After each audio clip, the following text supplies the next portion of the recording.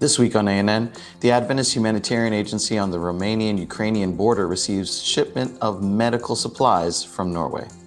Hope Channel creates a series that tells the stories of Ukrainian refugees. And Adventist churches in Kyiv become a shelter for migrants and refugees. These stories and more coming up.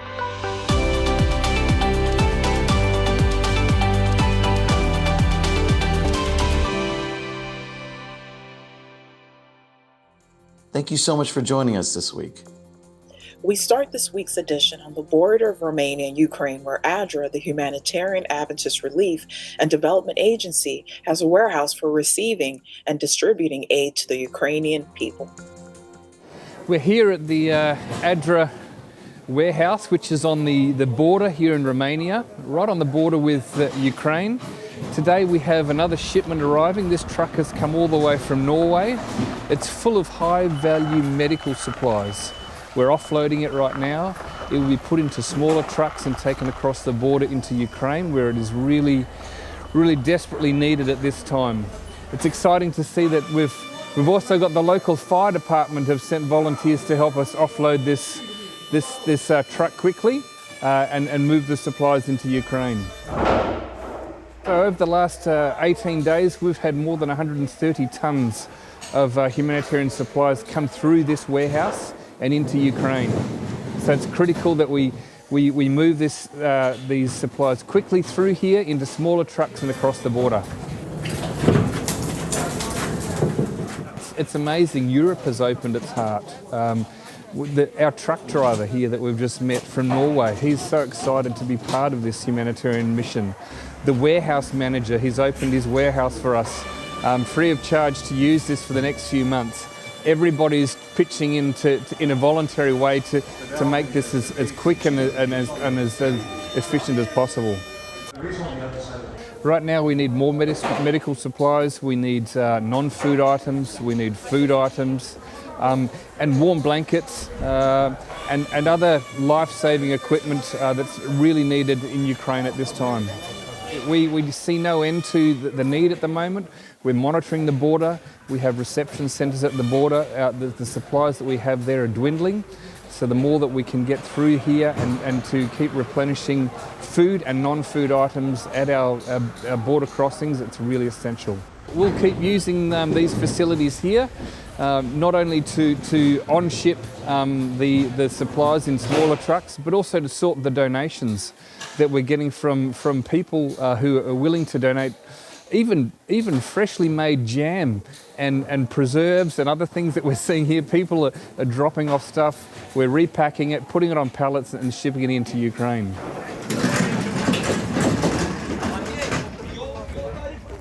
I was really excited for this trip because I have two children in home, 5 and 10 years old, one girl and one boy. And I see the news of people, how they have it in Ukraine. Kids came over the border and have nothing. So when my work asked me if I can drive, I say yes in 1 second. The trip was 3,078 kilometers from Stavanger, Norway to here.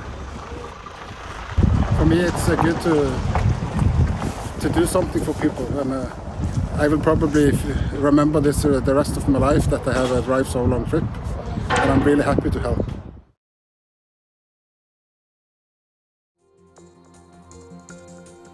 According to the United Nations, millions of people, mainly women and children, have already fled Ukraine because of the conflict that began February 24th. Millions of people in eastern Ukraine are currently dependent on humanitarian aid. The current escalation has led to a mass migration towards the neighboring countries of Poland, Slovakia, Romania, Hungary, and Moldova. Producer and documentary filmmaker for Hope Media Europe, ADRA, and his team received a request from Hope Channel International to produce a miniseries focusing on stories of people leaving Ukraine. This series is now part of the global Hope Channel and ADRA campaign called Hope for Ukraine.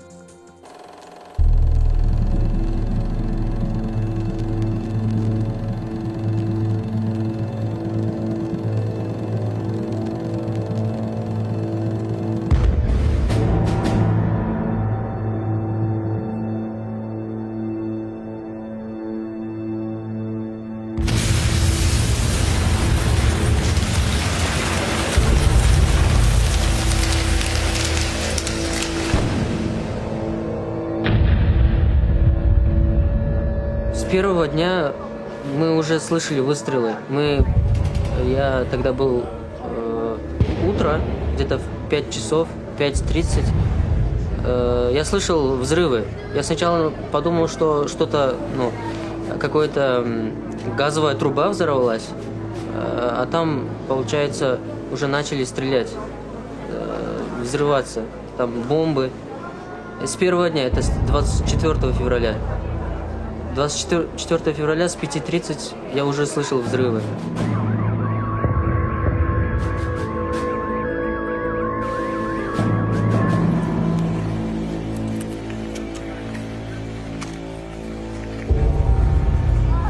Начали бомбить, было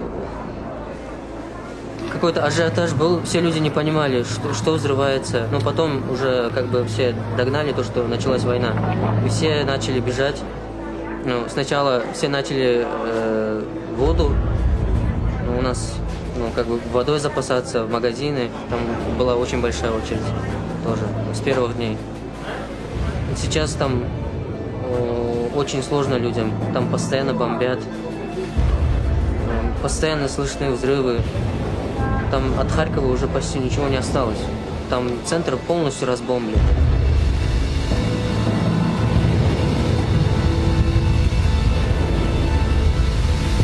Мы просто хотели оттуда уехать. Там настоящая война. Там сколько людей в день погибает, это очень страшно.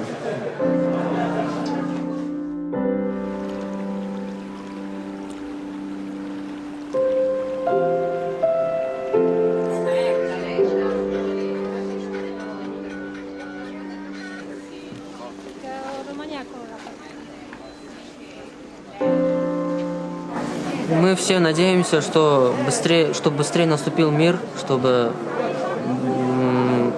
главное, чтобы люди не погибали, мирные жители.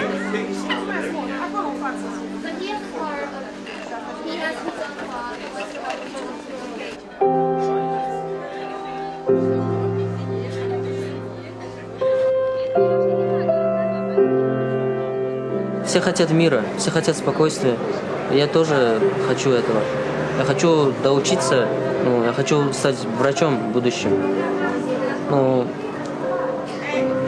Я надеюсь, что все получится. Что война прекратилась, и я смог вернуться туда и продолжить обучение.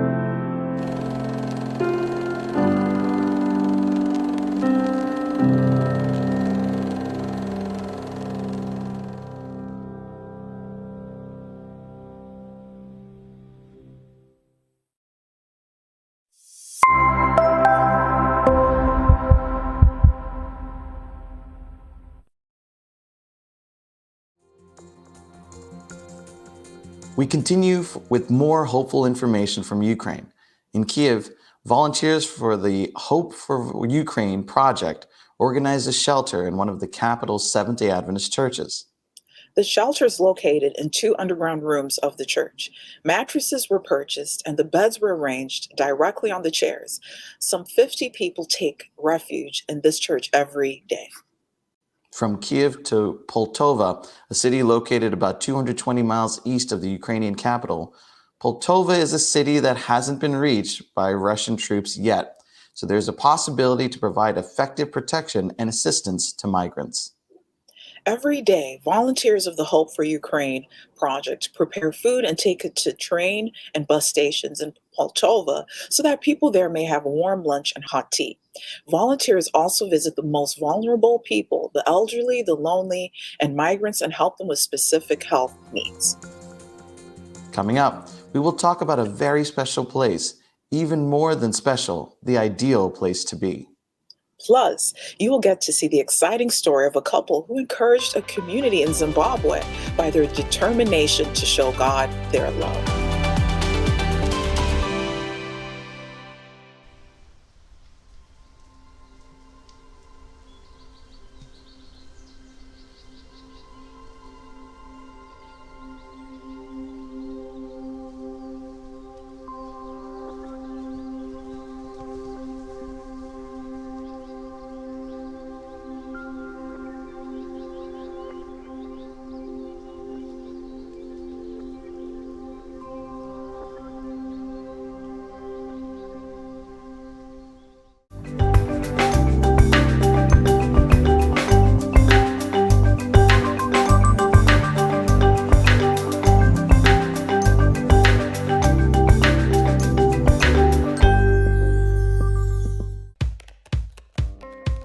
We may look, pray, read, think, worship, sing, and share differently, but we all look forward to the Sabbath. And we all look forward to the future when Jesus will come again.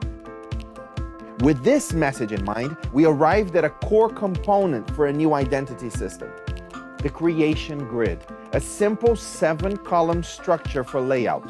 The grid is a reference both to the prophetic timeline as well as to the creation week that culminated in the Seventh-day Sabbath. Regardless of what or where you are designing, you can always find information to help you communicate that we are all Seventh-day Adventists.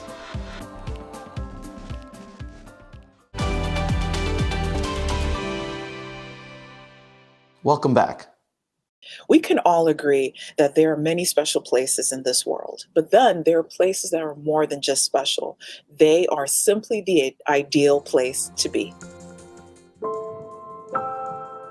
Antes de conhecer a escola sabatina, eu não tinha programações, eu não tinha tempo para mim e nem praticamente para Deus. Durante a pandemia, a gente teve que se reinventar. E foi também um processo muito natural, porque o templo estava fechado, havia muitas programações da sociedade jovem prestes a acontecer, e a gente não sabia como é que ia fazer isso. Isso me deixou muito triste, particularmente como diretora da Escola Sabatina Jovem, porque daí a gente não tinha mais condições de reunir os jovens. E isso foi muito desafiador, porque a gente não tinha noção de como fazer com que eles voltassem a estudar a lição da Escola Sabatina. E a gente, de uma forma despretensiosa, foi fazer um pôr do sol, uma live de um pôr do sol nosso, eu e minha esposa, um violão e tentando interagir com a galera. Foi aí que surgiu a ideia da diretoria da SWAT em fazer a Escola Sabatina Jovem por meio de live no Instagram da SWAT. E as lives foram crescendo, pessoas de outras igrejas começaram a assistir a nossa live, a gente perguntava de onde eles eram, pessoas do Brasil todo começaram a assistir a live, pessoas que não eram adventistas começaram a assistir a live. Eu estava em casa sozinha, sem fazer nada, como sempre, e fui mexendo no meu Instagram e fui pesquisar igreja adventista. O Thiago começou a ter a ideia de falar na live para quem quisesse, por exemplo, estudar a Bíblia com a gente, que falasse, que mandasse um direct e tudo mais. O Espírito Santo ficava na minha mente falando, olha, ela não pode ser um fim, ela tem que ser um meio para a salvação de almas. E vocês estão na internet agora, então aproveita esse momento, pergunte se alguém quer aprender mais sobre a palavra de Deus. E eu comecei a fazer essas perguntas. Quando eu entrei, eu simplesmente me impactei, gostei sobre a conversa que estava tendo e eu fiquei até o final.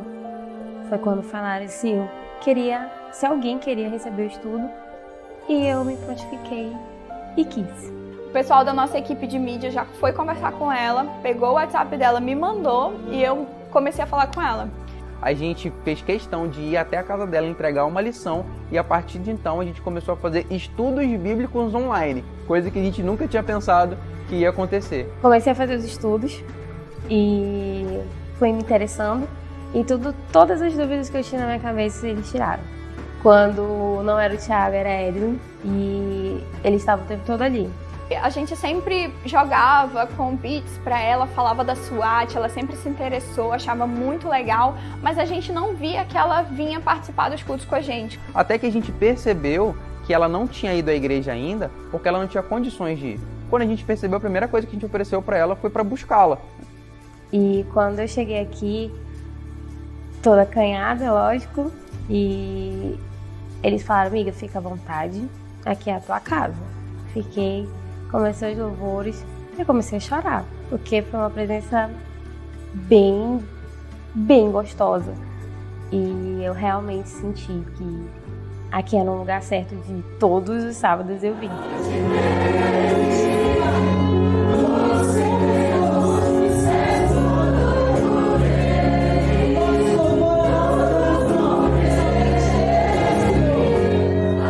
Hoje a nossa escola sabatina jovem começa às 8h30. Na nave da igreja ela começa às 9 horas.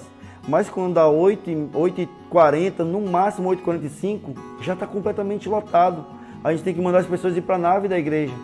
Por quê? Porque os jovens estão sedentos, porque eles se sentem em casa. Então o louvor, a gente dá muito valor a esse momento, por quê? Porque o louvor, na verdade, é uma preparação para tudo que está acontecendo ali. O louvor é a entrega, é o momento em que todo o salão participa. Não é só uma pessoa que vai falar, não é só a pessoa da frente, não é só alguém que vai participar. Não, é o momento em que todos se unem para fazer uma só coisa, que é louvar a Deus. Depois da música, a gente tem um momento especial de oração com cada um deles. E uma coisa que atrai muito é o momento da visita. Quem é visita, a gente já recebe, abraça, pergunta se está tudo bem, como foi a semana, e a pessoa se sente assim, um turbilhão de sentimentos por tudo que está acontecendo naquele momento. E aí depois de nós termos essas partes que são importantes para a adoração, nós vamos para aquilo que nós chamamos de prato principal, que é o estudo da lição. Esse o maior tempo é para o estudo da lição. A primeira vez que eu cheguei aqui, eu comecei a ajudar. E eu falei pra mim mesma, eu quero fazer alguma coisa. Eu não quero só entrar, sair, sentar, ficar ali, voltar pra casa. Todo mundo ia pro culto e eu ajudava a arrumar as cadeiras. Foi quando eu conheci a SWAT. Ela já começou a trabalhar, ela estudava, fazia os estudos online, fazia alguns estudos presenciais e a sociedade jovem teve um papel importantíssimo nessa integração. Mesmo onde nós estamos, nós podemos alcançar outras pessoas. Hoje ela está inserida na sociedade, ela faz parte da sociedade, ela ajuda na escola sabatina jovem, ela vai para as atividades da sociedade. Ela é muito valorizada ali, todo mundo sabe que ela é a Vivi da SJ. E ali ela começou mesmo a encontrar Jesus em todas as suas formas. Então, comecei a me preparar espiritualmente, mentalmente. Então, quando chegou no dia do meu batismo, eu falei, eu realmente quero sentir. Realmente eu quero fazer parte.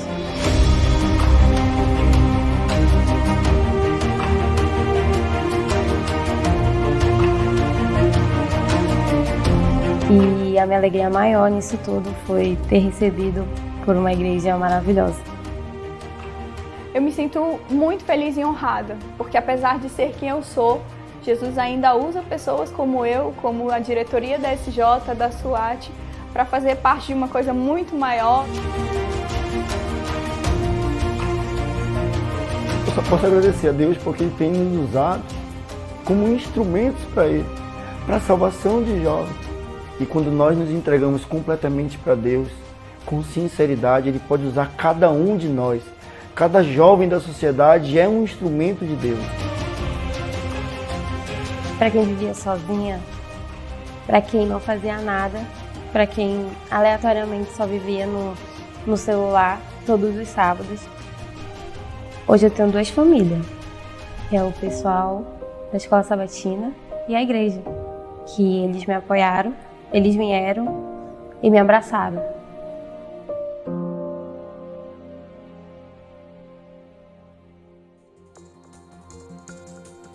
Coming up, David Trim shares the story of John Gottlieb Madison, the missionary who spread the Seventh-day Adventist message in the countries of Scandinavia. And later, we will go to Zimbabwe in southern Africa to learn the exciting story of a couple who encouraged a community by their determination to love God.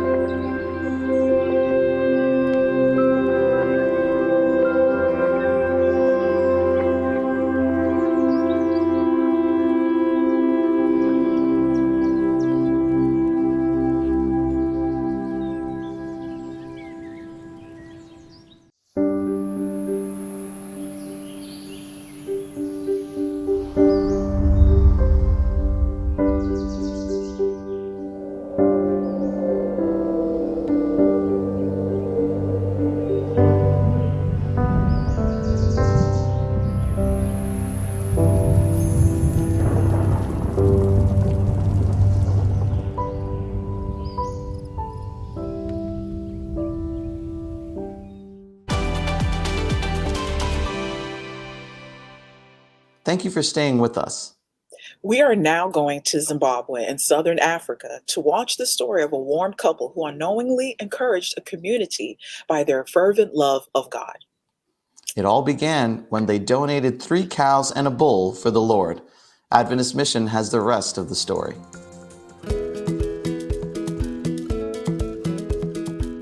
Mr. and Mrs. Umpofu knew that their animals were meant for the Lord.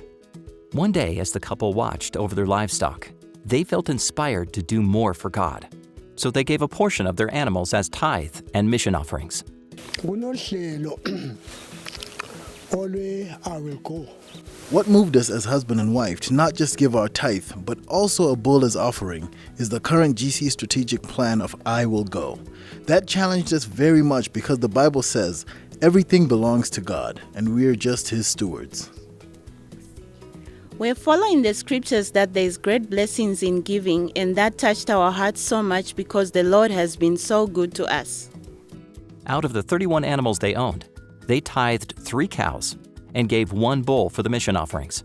This gesture not only encouraged the visiting church elders who collected the animals, but it caught the attention of neighboring church members as well. Several others have pledged to contribute more to the mission offerings because of Mr. and Mrs. Umpofu's example. The mission offerings make a huge difference around the world and can make the greatest impact when given faithfully and regularly.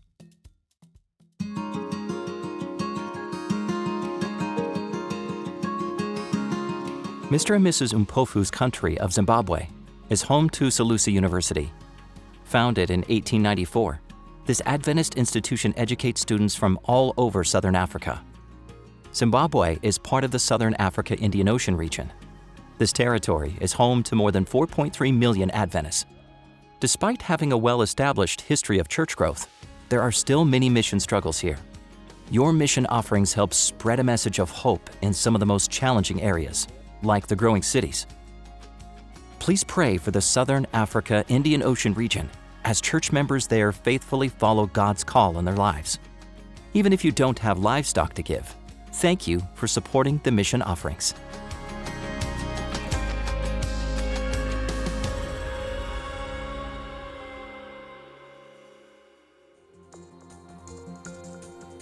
Watch this and other mission stories online by visiting AdventistMission.org and clicking on videos at the top.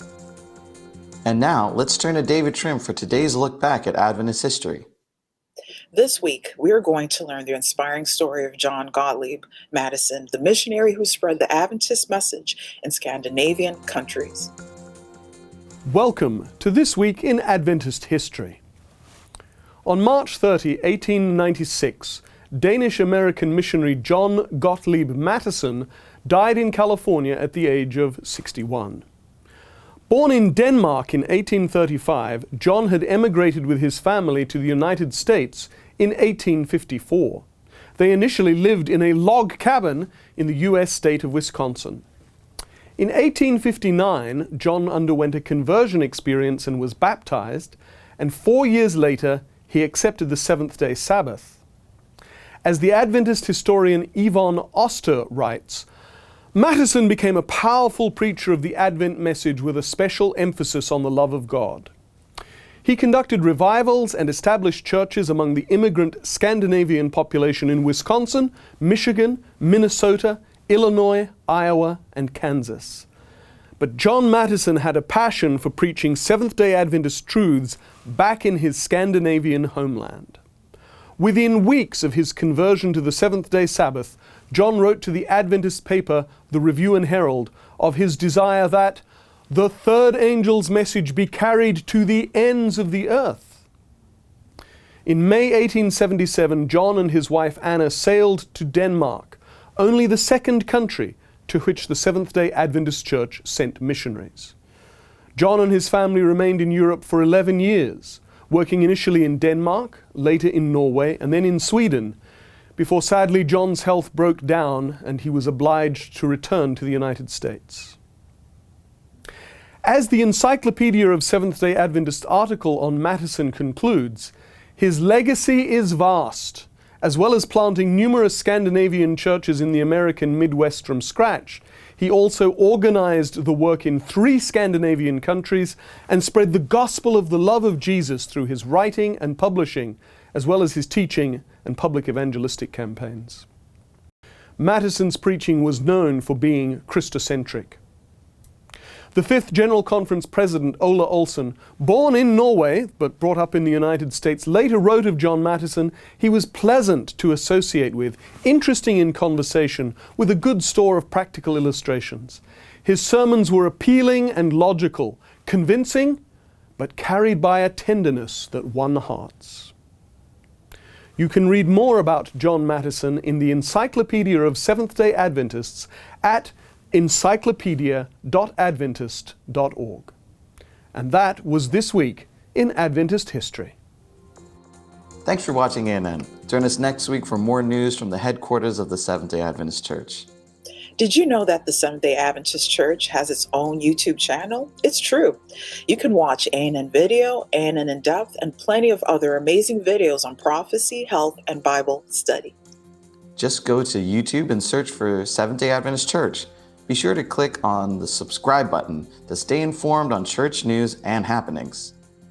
And remember to leave us a comment or prayer request. We have people dedicated to praying for you 24 hours a day, 7 days a week. Before we say goodbye, here's some good news from the book of 1 Corinthians chapter 13, verse 13. The passage says, "And now these 3 remain, faith, hope, and love. But the greatest of these is love." That's our program for this week. Don't forget to visit adventist.news for daily news and videos. Until next time, God bless. Take care.